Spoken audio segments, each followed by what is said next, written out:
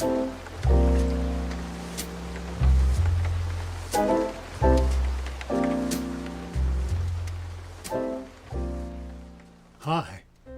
this is your buddy Dave over at Mars X3D and also at Magic Window X3D, our Facebook site for terrestrial X3D photography. I've been wanting to do these tutorials for some time. Within the last few weeks, there's been a wonderful software program that's been released. It's free, it's super easy to use, and allows you to get really good looking 3D results without resorting to the traditionally complex worlds of depth mapping and pixel displacement that those of us who are into it, 3D weirdos, have been studying for years. And while I still prefer using depth maps, this new software is a lot of fun to use. Anyway, we're going to be looking at a couple of things today, and we're going to be keeping it really basic. And that is, we're going to be looking at some housekeeping, setting up your folders, how to find an image, where to look for it, processing your image, and then using this new software, and then an introduction to Stereo Photo Maker. And all of this is real easy. Anybody can do it. And here's the reason. I want as many people as possible to not only enjoy 3D photography with their camera phones or regular cameras or however it is that you take a picture, but I also want as many people as possible who are interested in anomaly hunting on Mars or elsewhere to be able to develop their own X3D images. And why X3D? Very quickly, it removes the parallax problems that are inherent in parallel fusion pictures. They generally need to be pretty much postage stamp sized, and then you can't see any detail. X3D eliminates all those constraints, and you can see big, crystal clear X3D images through a magic window that opens up on your computer monitor. So let's go ahead and dive in, and let me tell you a little bit of the details involved in creating your own gorgeous X3D images. One of the first things you'll want to do is set up some basic housekeeping. This is going to make a big difference when you start getting hundreds and maybe even thousands of anomalies. So you'll want to use the mission, the sol number, and the name of your anomaly. For example, Spirit 375, and then call this one Strange Erosion, and then I put 000 for a context view. You can do anything you want. 001 for the zoom, 002, etc. And for personal images, you might want to consider a system like this one here, 042423, which allows you to automatically list all of your personal images in chronological order. That can be helpful. The important thing, though, is to do something that makes sense to you. So, where do you find an image? One of the places I like is the Analyst's Notebook. It's free, just make an account, and they have all the missions there, but there is about a 4 or 5 month lag for them catching up with where the rover, any particular rover, is at the moment. Then there's the NASA JPL Caltech website, and then Gigamacros, so we call GMAX, or Gigapans, which we call GPans, and any legitimate online resource. Of course, you always want to credit your folks, and let's go into each one of those briefly. So let's start with the Analyst's Notebook. Easy to find, links down below. Here are all your missions listed nicely. You can go to Curiosity, for example, and you'll want to sign up for a free account. Everything is free. And there we go. And what you look for is a sol. And then you put in whatever sol you're looking for. Put the number in up here at the top. And go to your data products. And there are all your various camera images from that particular day and that particular rover. You can just click on them and there you go. This one actually has a stereo image that one can work with. So that's the Analyst Notebook. Then you can go to the NASA website. You're going to look for multimedia. And the thing is, you pick out which mission you want, you know, whether it's Curiosity, Perseverance, Spirit, Opportunity, Mars Reconnaissance Orbiter, whatever. And you want to put the SOL in here. Don't worry so much about the date. But put in the SOL and select the camera that you want, and you'll get a whole bunch of thumbnails which you can click on and download. And of course, my go-to guys are Neville Thompson and Neil Spence. You can take their work to the bank. These guys have the highest professional integrity, and they do really, really beautiful work. Let's go over to Neil. These are the catalogs linked down below, and you can kind of thumb through them, so to speak, and find something that appeals to your senses. Here, we'll just hit that one.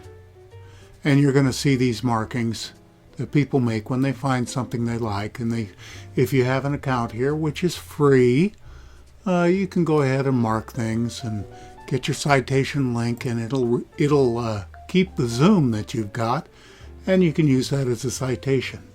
Down here in the corner, you can rotate images just by clicking and get the rotation that you want on it. Save the link again, and that's your citation with the rotation in it. And if you're signed in, then you can make notes, you can mark things off, and so that's a really nice, easy way to get some great photos. So let's talk just a little bit about processing your image. And obviously you're going to either download an image or use a screen capture of some kind. I'm not going to tell you how to do that. You can figure that out. But you'll want to use a program like Photoshop, or one I like called Fast Stone. Links are down below. And they have some auto functions that work quite well. In Photoshop you can use curves adjustment, raw camera, and or just exposure control. All simple, but I'm not going to go into a tutorial on Photoshop here. These are all things that you can play with and figure out in the program of choice. You'll want to zoom, crop, and size your anomaly. So usually an anomaly is off in the distance. You want to zoom in, crop it, and then you want to size it. Whatever size you use, I like to use 300 dpi because that makes it a pretty good resolution. Then of course you want to go into your enhancements, whatever they may be. If you're in Photoshop, we always adhere to the principle of pixel integrity. That means you only work with what is actually in the pixels. You blow them up, use very, very light enhancements, whether it be shadows or darkness or dodging or whichever function that you use. You work with the pixels, and then you come out with something that's really true to life and not some kind of phony enhancements that so many people seem to be enamored of for one reason or another. And then of course you're going to drop your import into Leaipix Converter, and that's our new secret weapon. And that's what this entire tutorial hinges on, this Leaipix Converter. So here we are in Leaipix Converter. A very cool thing. Let me show you what we do. Here's the processed image. I've done a single image, what I call a keyhole block, in Sol 855, and you just drag it in there. That's all you do. Now while that's processing, you can see that there are all kinds of parameters you can adjust up here. There are different ways to edit. You can make a depth map.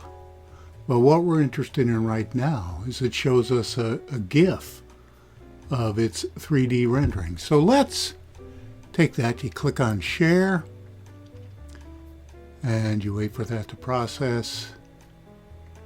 And of course you can just download the GIF if that's what you want to do.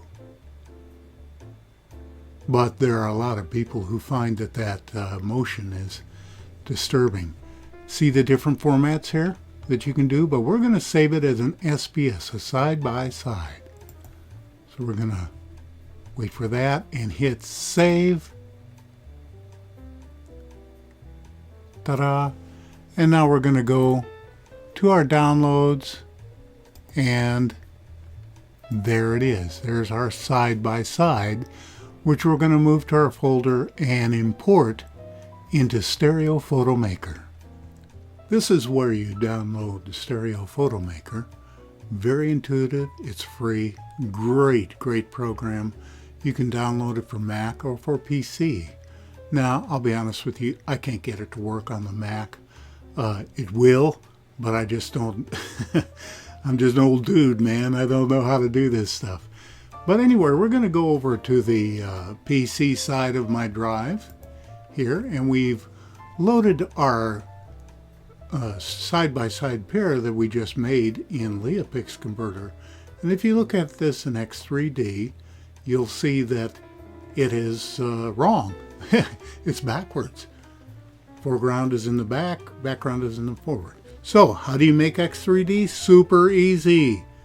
Hit the letter X. Boom. There you are. Actually a really nice 3D image. It needs very little correction.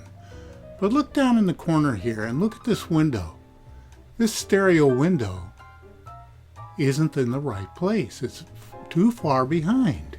So let's hit Command B and bring in our borders. And that's just temporary. I've made it purple so you can see it. And look down here. See these position alignments? We're going to hit our left arrow, and that's going to creep the pictures together. We're just going to keep doing that. Look in the left corner. And that's looking pretty good at -24. So let me take out Command B, remove the borders, and there you have a really nice 3D picture in X3D. And of course you're going to save it, hit S, and we're going to call this well, we'll call it anything we want here. We're going to just go ahead and save over the old one, although I recommend keeping different versions of it so that you can go back if you need to. Now remember, in Stereo Photo Maker, whenever you want to undo something you've done, you just hit the letter Z, and it'll take you back. So nothing to worry about here. So here's a quick summary of what we covered today. We have a logical filing system for both anomalies and personal photos. We also know where to find your basic image sources. We covered some image processing basics, balancing and sizing. And we look at enhancement using pixel integrity, a very important concept if you want to have any kind of validity within the genre in the global community. And we talked about the basic use of the Leaipix converter. You can use any image in there and create a really cool 3D image in X3D or any other format you choose. And we talked about setting the window in Stereo Photo Maker. Well, that's the end of part 1, and I want to urge you to go out and give it a try. I'd love to see what you come up with.